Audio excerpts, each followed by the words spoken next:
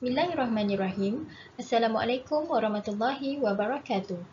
Hari ini, saya Nur Hidayah Amni binti Muhammad Zaini, pelajar program Pengajian Arab dan Tamadun Islam, Fakulti Pengajian Islam Universiti Kebangsaan Malaysia akan membentangkan dapatan kajian bagi latihan ilmiah saya yang berkhusus kepada tema bahasa dan kesusasteraan Arab di bawah siliaan Dr. Firuz Akhtar Lubis yang bertajuk Konsep Tawakal dalam Kembara Biniku Ninja karya Azlan Andi.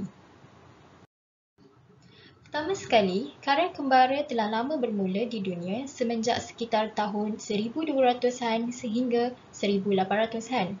Pelbagai contoh karya kembara telah muncul sejak dari itu. Tidak ketinggalan, karya Biniku Ninja oleh seorang penulis yang bernama Azlan Andi juga diklasifikasikan sebagai sebuah karya kembara kerana ia mempunyai nukilan pengembaraan penulis sama ada secara bersendirian atau bersama isterinya Sabatini Zu. Karya kembara dianggap penting kerana melaluinya, para pembaca boleh memahami aspek kebudayaan di luar negara hanya melalui pembacaan sahaja. Di samping itu, tawakal pula dianggap sebagai pembebasan hati daripada bergantung kepada sesuatu yang selain daripada Allah serta menyerahkan segalanya kepadanya. Justru beramal dengan sikap tawakal amat penting bagi menggambarkan makna keimanan dalam jiwa seseorang. Seterusnya, terdapat 3 penyataan masalah yang diperoleh semasa ingin menjalankan kajian ini. Yang pertama, menurut Miftahul Huda et al. 2019, melalui sebuah artikel jurnalnya, penyelidikan yang mendalam dan meluas mengenai konsep tawakal masih kurang serta tidak mendapat perhatian keilmuan. Ia disokong pula melalui kenyataan dalam kajian Zawil Quran pada tahun 2008, konsep tawakal menurutnya masih relevan untuk dikaji pada masa kini, walaupun ia dianggap klasik. Di samping itu, menurut Abdul Razak 2008, konsep tawakal begini juga jarang dikaji pada karya yang berunsurkan media dan penerbitan. Oleh sebab itu, saya memilih untuk meneruskan kajian mengenai konsep tawakal ini pada sebuah karya yang berunsurkan media dan penerbitan seperti karya Biniku Ninja ini. Demikian itu, saya telah menetapkan 3 objektif dalam menjalankan kajian terhadap karya Biniku Ninja tersebut. Yang pertama, bagi mengenal pasti latar belakang karya kembara Biniku Ninja serta penulisnya iaitu Azlan Andi. Kedua, bagi mengkaji tentang konsep tawakal menurut para sarjana terutamanya Imam Al-Ghazali. Dan yang terakhir, objektif kajian ini dijalankan adalah untuk menganalisis unsur-unsur tawakal yang terdapat dalam karya kembara Biniku Ninja. Seterusnya, kajian saya ini menggunakan kaedah kualitatif. Di sini, saya menggunakan 2 instrumen pencarian fakta dan informasi mengenai isu yang dibincangkan bagi membantu kajian saya iaitu melalui instrumen analisis dokumen pada sumber rujukan primer iaitu buku Biniku Ninja itu sendiri dan sumber sekunder seperti buku, artikel jurnal, proceeding, tesis, akhbar dan laman web yang diiktiraf. Kemudian, saya juga menggunakan instrumen temu bual bersama penulis karya Biniku Ninja itu sendiri, iaitu Azlan Andi, secara penulisan melalui email dan mesej langsung pada aplikasi Twitter. Bagi dapatan kajian pula, dapatan yang pertama adalah menerusi bab 2 latihan ilmiah saya yang membincangkan tentang latar belakang Azlan Andi sebagai penulis serta karyanya yang bertajuk Biniku Ninja. Antara yang dapat disimpulkan mengenai Azlan Andi, beliau merupakan seorang graduan animasi di University West of England di United Kingdom. Beliau mula dikenali dan popular apabila kisah perkahwinannya bersama Sabatini Zu semasa mereka sedang belajar di luar negara tersebar di media sosial Facebook pada tahun 2015. Sejak itu, ramai wartawan dan jurnalis membuat liputan tentang kisahnya dan sedikit sebanyak telah mengubah kehidupannya menjadi seperti sekarang. Oleh kerana kisahnya banyak memberi inspirasi kepada orang ramai di samping hobinya dan isteri yang suka mengembara, beliau diminta untuk menulis sebuah buku mengenai kisah perkahwinan dan pengembaraannya itu. Maka, terlahirlah bukunya yang pertama yang berjudul Biniku Ninja.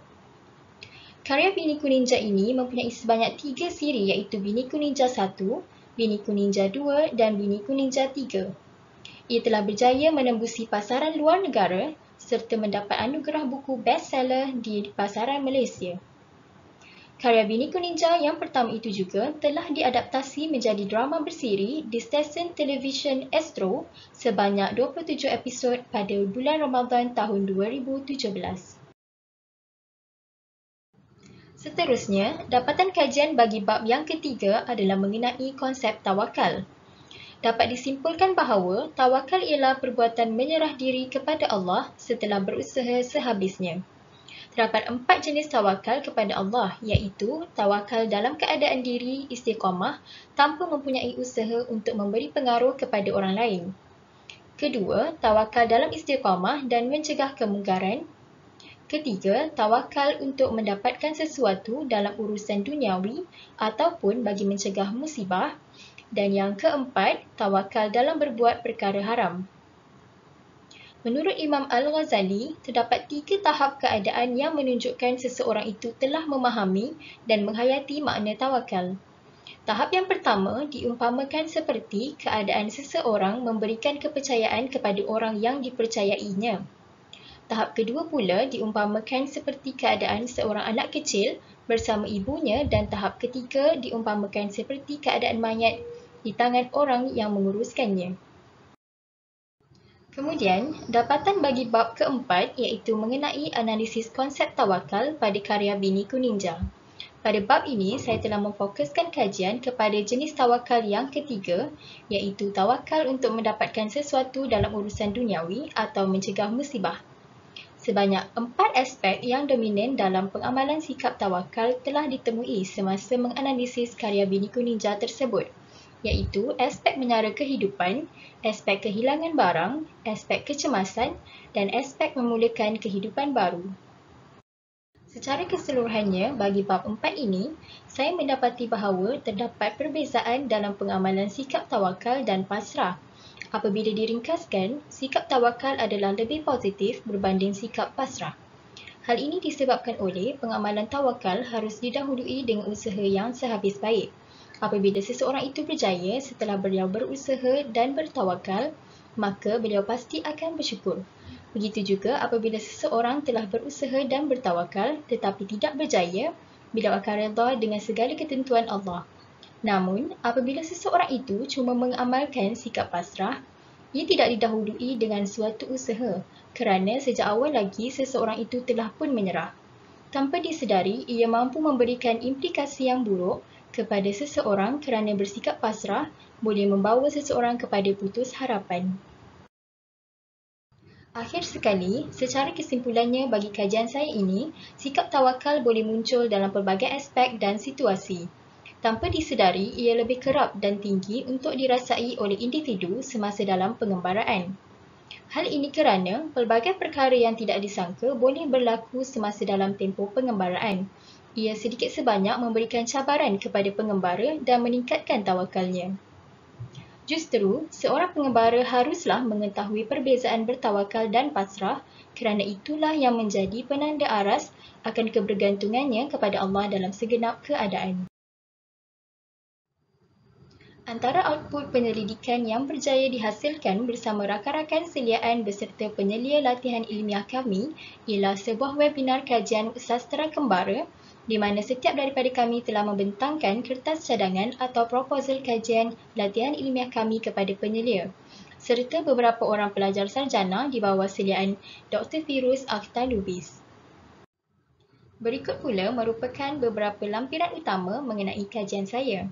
Yang pertama merupakan tangkapan skrin sesi temu bual antara pengkaji dan penulis karya Bini Ninja iaitu Azlan Andi menerusi email pada 2 hingga 9 Januari 2021.